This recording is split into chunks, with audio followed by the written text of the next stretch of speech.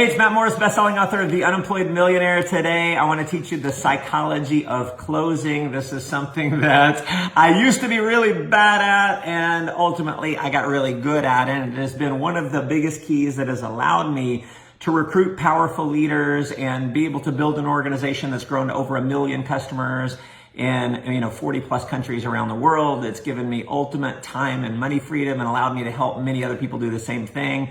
And listen, if you are interested in learning more about becoming a powerful leader so you can recruit powerful leaders and have ultimate time and money freedom, hop over to leadwithmatt.com. So listen, I want to give you what I would consider to be the foundation of closing, especially as it relates to network marketing. Now, this will carry over into other industries, and I will tell you, I've done all kinds of closing outside of network marketing but for the last 18 years, I've been full-time in this profession, and it is one of the biggest challenges that network marketers have, and it's a reason why they suck so bad at recruiting. And so let me give you the framework, the foundation. And listen, I was told long ago that if you want to build a really tall building, you've got to dig a really deep foundation. So I want you to understand the most important fundamental foundational principles as it relates to closing. And so number one is you want to have fun in the process. And this is something that I try to do all the time, whether I'm giving a one-on-one presentation, I'm doing a home meeting, I'm doing a talk in front of, a few hundred people, or in a stadium with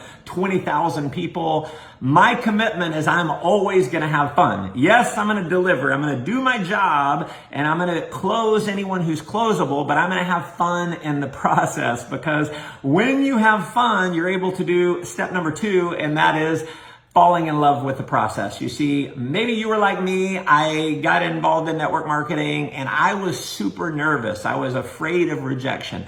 Number one fear in the world is the fear of rejection. They say it's the fear of public speaking. That's just the fear of being rejected publicly. So listen, I was afraid, I was fearful, and I hated it. And so when the meeting was over and I'm sitting next to my prospect, I'm like, oh my God, I'm so scared. Or maybe I'm one-on-one and I'm playing a video for them. And maybe you felt this. The anxiety starts to build. Like the last minute of the presentation, your anxiety keeps getting higher and higher and higher. And when it comes to actually close, you do a lousy job because you hate it, you're nervous. So you want to convince yourself that you love to close. Now, this is programming. It's going to require some self-talk. You need to be telling yourself you love to close. What I decided years ago is if I'm ever going to get good at closing, I need to love the process, because you don't get good at things you hate to do typically.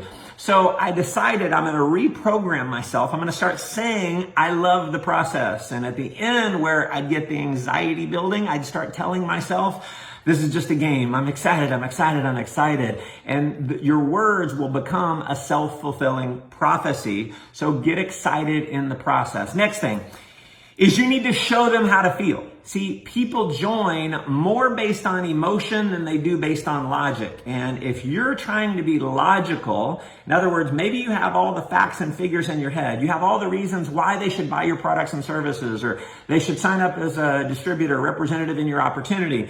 And you want to present all those facts and figures, realize that's not what gets people to buy. There's a great book called How Customers Think, and they did so much analysis, and what we've realized is people buy way more based on emotion than they do logic. Now, logic factors in, but the primary is emotion. And so you want to be excited, right? If you're not excited, they're not going to be excited. So you need to show them how to feel. Be excited about the process and lead with emotion.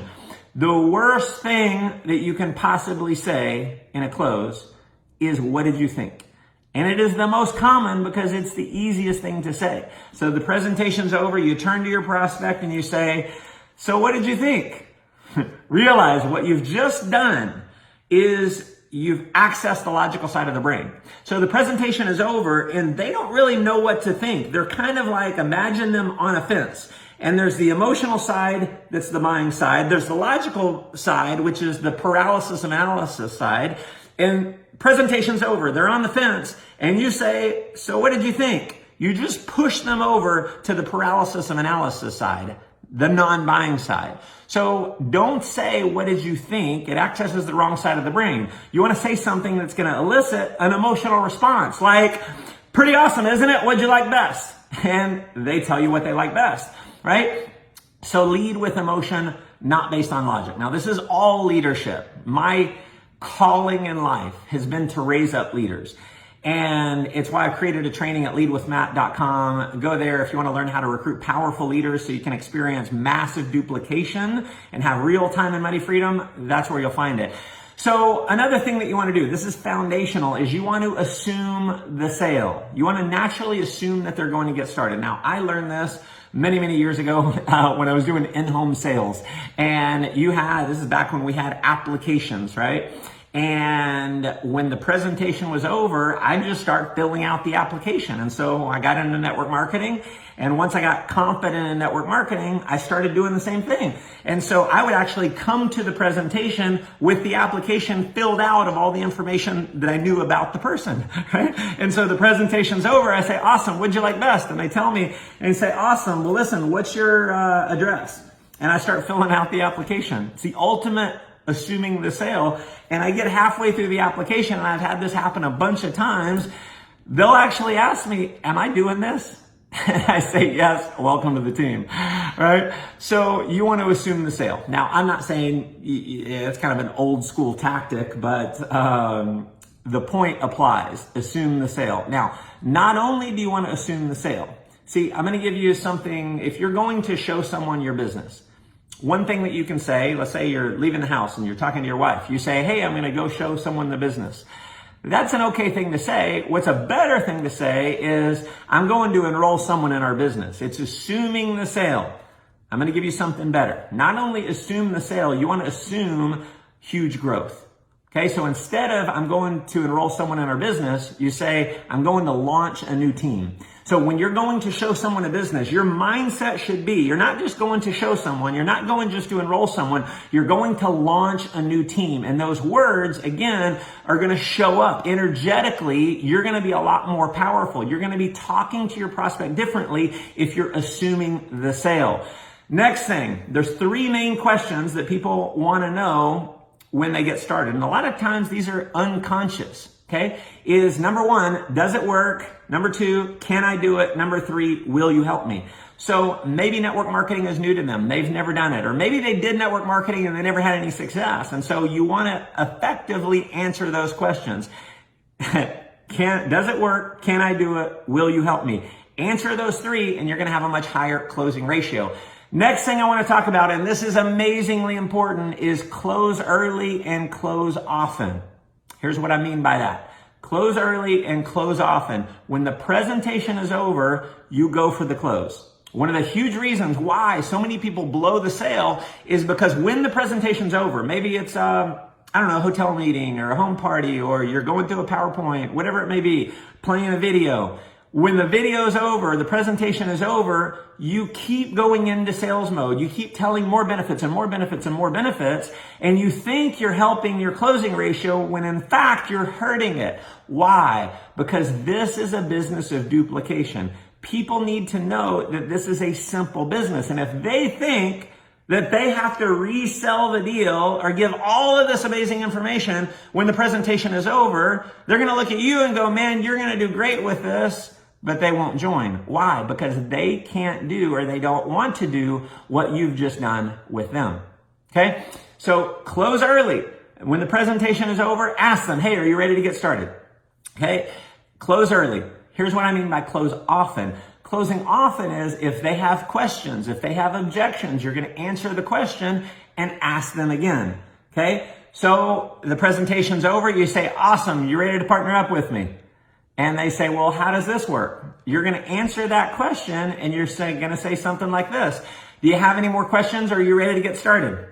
And then you're going to pause. We'll talk about the power of the pause in another training.